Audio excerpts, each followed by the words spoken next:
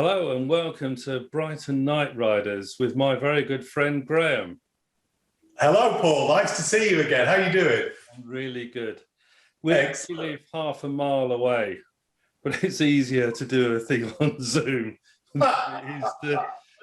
had lots and lots of conversations over the years talking about magic and spiritual stuff and the tarot. We've had really interesting conversations. And I keep saying we should record them, because we never remember what we said.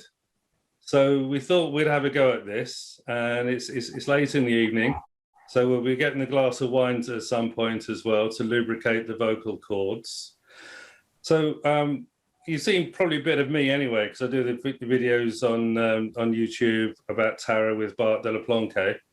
So Graham, you're going to introduce yourself. Yes, indeed. Yeah. So I'm Graham. I've been the invisible one so far, but now I've become invisible. We're indoors, isn't it? That's right. Or him indoors. I'm indoors. So I used to be a chaos magician for a period of time as part of an order that shall probably best remain nameless. And I've been practicing magic, or trying to figure stuff out, as I would call it, for quite a long time. And I guess I have some insights, which hopefully, between us with a few glasses of wine, and with kind of in the conversation, those insights and your insights will merge together to form something new and different. It's been an interesting synergy and a journey, hasn't it, over the last few years? Yes. Because neither of us knew much about each other. And it just kind of sort of came out in dribs and drabs, didn't it? Over time, yes. Over time. We're a similar age, but we have very different backgrounds, but similar at the same time as well. Yeah, it's similar interests, I guess, as well. Similar interests, yeah, about magic, spirituality. Graham plugs the gaps that I don't know about, and I plug the gaps that Graham doesn't know so much about. So it works really well. Yeah. And, magic is our thing. We have our own temple here in Brighton, doing a lot of research as well. We're not ones for joining things, are we? No, I left things, and after that, I've been much happier. and I'm, some people are unemployable. I'm unjoinable, basically. So, respect has to be earned. He put all of his magical knowledge in book Thoth, but the way you hear people talk about him, you wouldn't think so at all. So we're here to try and redress the balance, and one of the things, and also the Book of the Law as well. Famously, it was dictated to Aleister Crowley in the Great Pyramid by Aiwass, and Aleister Crowley put a great deal of effort into the gematria of Aiwaz, whatever, and one of the gematria numbers he came up with was 78. So Aiwaz has got a thing about tarot, which you wouldn't know if you'd read a lot of books on magic. So no, exactly. So if the number's equivalent to the 78 in Aiwaz and the tarot, then they're the same thing in gematria terms, aren't they? Yes. So when you're doing a reading, Aiwaz could be there, helping you out, whispering in your ear. Yes, it's the right-hand side, basically. That's his left. When I see spirits, when I'm doing readings for people, I often see spirits on the left-hand side, and it's their guardian angels that come through. Yeah. And one of the things also that is really important on the journey is the mystical side. Magicians don't talk about because they're results orientated. Yeah. They want to do a ritual for magic or sex or kill someone, or next door neighbor's dogs is too noisy, things like that. And they don't have the authority. The authority really comes from your spiritual development. We're not going to get pious here. I think the results come partly from doing the inner work. You can't get results in the external world unless you do the inner work. It's the inner work. And it's the inner work that causes the external change, or exactly. Yeah, You make the inner changes, don't get the outer changes. Magicians think they can make the outer changes without doing the inner work. it doesn't work that way. I'm sorry. Sorry to everyone out there. No shortcuts. But there are no shortcuts. No, not It at all. takes years of practice and working on things and having patience. Yes. You know, there's no point in doing the "Are we there yet?" bit on this journey. No, exactly. Because we'll still be here.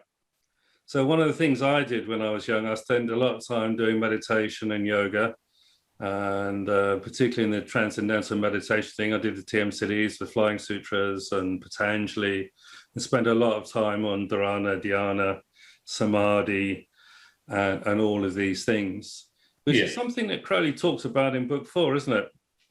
Yeah, in the mysticism part 1. So yeah, I did practice yoga and meditation for years as part of my kind of training and general curiosity in what was going on in the world and what was going on in me. Really, that was one of the that was one of the things that I spent a lot of time doing.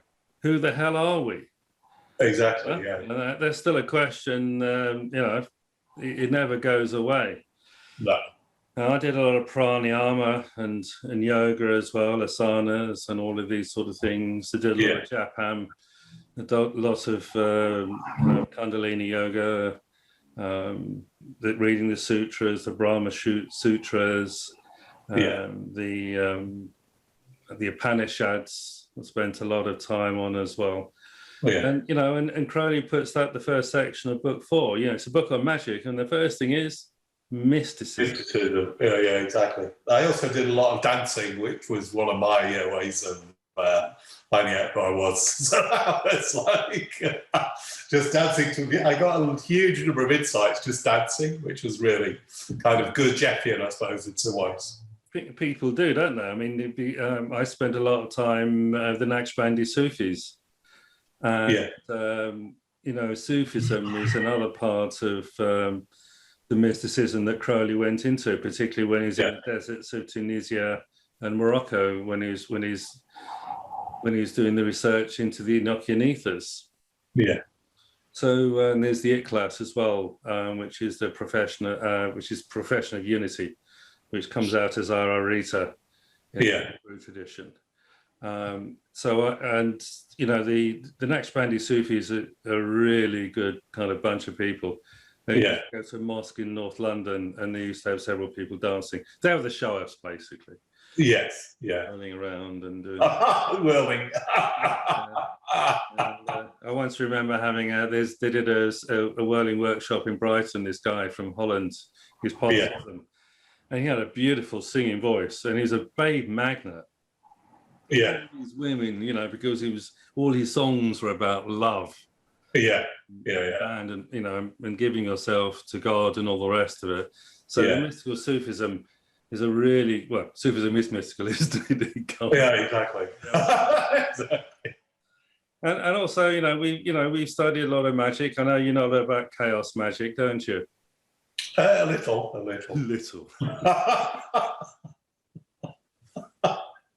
He's you know. I think creating chaos is one thing, but creating order out of chaos is an entirely different thing. But it's very structured, isn't it? Chaos magic, you know, it's sort of you know the way it's organised and everything else. That's the impression. I think there's an organised and an unstructured side to everything. There's dualities there, so you have structure and you have unstructure as well. That's duality. I think it's kind of if you go down the Osman route, that's the Austin Osman spare. Austin Osman spare. That's very, very structured. Whereas there's some other aspects of it that are all very structured, like particularly the ritual side of things. So yeah. I mean, you know, the work I do, it's more kind of things appear and you deal with them. Yeah. And dreams become very important in all of this work as well. Yeah. Because that's the body telling you things, because it's actually the body, it's not the mind. The mind just has it's the body. It's just a thought machine. And the whole point of yoga is to quieten the mind and get fewer thoughts. Yeah. Don't do this at home. But Crowley, if it was any extraneous thoughts, he put another razor cut on his arm. It's one of the traditional ways of doing things. It's not recommended. But allegedly, I don't know if he actually did that or if it's a myth. It seems a little bit extreme to me. And he never did anything extreme. Moderation. So he wrote about it. I seem to remember at some point, didn't he? These methods are quite. Yeah, he did. Yeah. And there's also these methods of concentration, like staring at a candle or stuff. Yeah. Like that. I mean, actually, we have full attention anyway because we're focused on. If you don't want to, we won't. Yeah. And it's just having that awareness of settling on the things that you want to look at, and exactly. the samadhi that happens at that moment. And spirits like this stuff as well, you see, because they see someone who's working on themselves. Yeah. Spirits appear. My dog used to love it as well. When I used to do change work with people, my dog would always come and sit down by the side of me. He loved it. Yeah. He loved the states. Yeah. Absolutely loved it. Didn't get any dog biscuits then. Just the good karma. No, just enjoyed the energy. So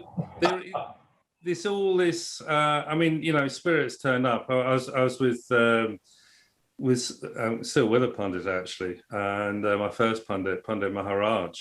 Yeah. I was sitting with him, and just many weird stuff would go on, and you sit there like it wasn't, Yeah. nothing. I remember one day. There's so many experiences. I stopped trying to write it down because you're supposed to keep a magical diary, and the things are happening just gave up in the end. And I remember one day I was shaving, and some spirits appeared in my mind, and they were Goetic spirits. Yeah. Wasn't doing any. I thought, bloody hell, who are they? I'll talk about them somewhere. Look up who they are and what they want. Yeah. And that's the real way that these things happen. How did the Book of the Law appear? Crowley went in, newlyweds in the Great Pyramid. I wonder what they did. Bribe the guard to disappear for an hour. Yeah, exactly. Exactly. There's lots of people done the Mile High Club, but there's not so many have done the King's Chamber Club. And the spirits appeared. Yeah, exactly. I've always kept a magical diary, so I have a great big pile of them nearly reaching the ceiling. So so I found it useful, but it's not for everybody. I think everyone finds their own way. There is no prescribed way. That's the whole point of it, really, is you find your own way of doing things. Absolutely. So Crowley's, inspiration came from Aiwass. Yeah. And there's this story, I think it's in Cefalu, wasn't it, that they wanted him to write about magic more. That's bad alliteration, wasn't it? More magic. More magic. Yes. So, and I think Mary Desti or Soror Vikaram was there at the time. Yeah. And there are stories, if you go on the internet, that various spirits appeared urging her to get Aleister Crowley to write. Yeah. And it all comes from spirits wanting you to write. I mean, there's the book I wrote. I was convinced it was just about tarot and the opening of the key spread. Yeah. Graham actually convinced me to read my own book. He's saying, "Oh, there's not magic in it." I said, "No, it's just tarot and stuff." It's so much. You write about the general exordium in your book. Do I? I completely forgotten. It had gone out of my head. So, when I've been talking about my book, I've just been saying it's the opening of the key, card counting, and all these things. And actually, it's actually a system of magic based upon a lot of Golden Dawn and, of course, Aleister Crowley's writings as well, because I talk about Liber 231 and the Goetia. And the Liber 231 spirits appeared to me in a dream. I was in a dentist chair, they're pulling out my teeth and torturing me because they said they wanted to know about the second fall. And I'm saying, well, there's only one fall. You know, there's not two. And since we discovered on our researches that there is actually two falls. Oh, yeah. So these spirits, there's a certain point you get, and suddenly they become very insistent that you communicate with others on the subjects. So it's not exactly clear exactly what happened in Cefalu and all these places. No. But I think it's because it was near this other place in Italy, wasn't there, where he did the things on the Naples Arrangement. The Naples Arrangement. Yeah. Totally. So these good things came out of Italy at this time. Yeah. But a lot of Book 4 is also to do with Eliphaz Levi's version of magic, isn't it? Yes. The different magical weapons are kind of interesting to explore. Yeah, and they come a lot from Eliphaz Levi. Yeah. A lot of the entire Golden Dawn system you can actually see in Eliphaz Levi's writings. Yes. Enough. And the tarot certainly came from him, and he put some blinds in there, and they kind of fixed those blinds. Yeah. And he talks about the magical powers of the tarot. Yeah. And also in Book 4 they have Liber 777, which is the magician's manual, basically. It has a version of it anyway. I think there are several versions depending on where you look. Yeah, but there's some floating around you can download. But the new ones, they have a rubbish introduction, and they've removed. You really want to get Israel Regardie's version, because at the beginning he includes basically Liber 58, the Qabalah, written by Aleister Crowley and Alan Bennett, and that's a fantastic kind of exposition of magic. This version is a little bit worn out. It's fallen down. Yeah, that's in. It's how many pieces are there? It's been well used. Yeah, well, there's one bit of this book, and there's another bit. There it is. There we go. So I've got mine in. He's in 5 bits. At least we've got a cover as well. So the binding of the book is obviously terrible. Either that or it's not meant to be seriously used. Yes. Well, if you saw all the notes that Graham scribbled over his one, I'm surprised you can read anything at all now.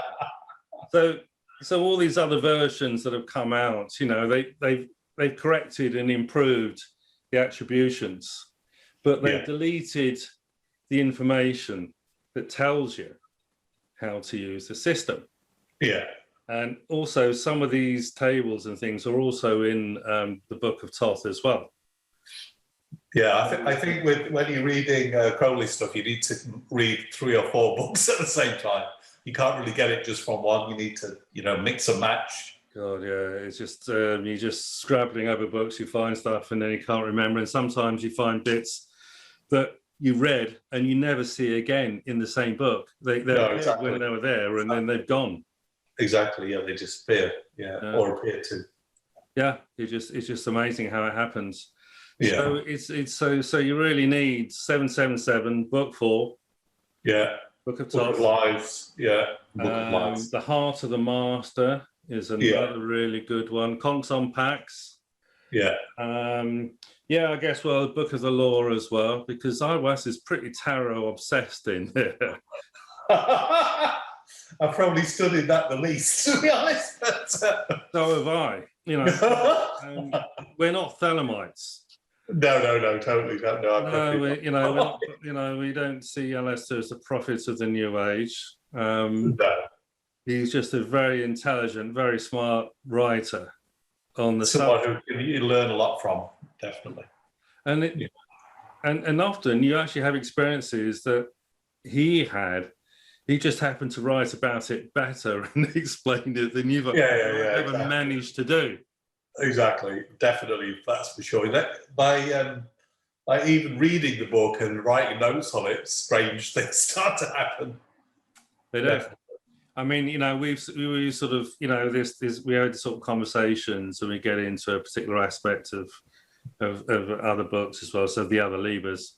And it's like, what's that about? Exactly. I haven't worked it out, nor have I. Yeah. Yeah, it'd be really good if we could actually figure some of this stuff out. Yeah. Within a day or two. Oh. The answer comes. Yeah. Comes. Normally in dreams as well. Yeah, So, you know, it's a lot of work in dreams as well. And you know, we have various aspects of the same thing, don't we? Yeah, exactly. So then we take that and think, well, if that's right, and that fits in with that, well, that should make that thing over there and this thing do something. Yeah, exactly. And it's like, bloody hell. You know, suddenly they're just things just falling into place. Yeah. Exactly. And Bart, he mentioned something, and I thought, oh god, yeah, whatever, you know. And then and then I thought, well, I better do some research because we're going to do a video on this subject this week, so I'd actually have to look at it. Yeah. Suddenly a whole new area. Yeah, exactly. Yeah, exactly. I mean, this happened the last week or so with the sword and the serpent. Yeah. That's just become basically the sword and the serpent. There's column 9 in Liber 777 that it doesn't normally the horizontal lines, the rows, they fill up the rows. Yeah. On this one, the text is at 90 degrees, and at the top they have the sword for the 10 Sephiroth, and then a lump of text which is basically talking about the letters of the Hebrew alphabet according to Sefer Yetzirah. Yeah. Other letters, the single letters, and the double letters. Yeah, I've watched the video. It's very good. Highly recommended. And that's only a part of what kind of came out. I mean, there's other videos that we do that was sort of like, yeah, that's really good. Yeah. We'll say that for another thing some other time.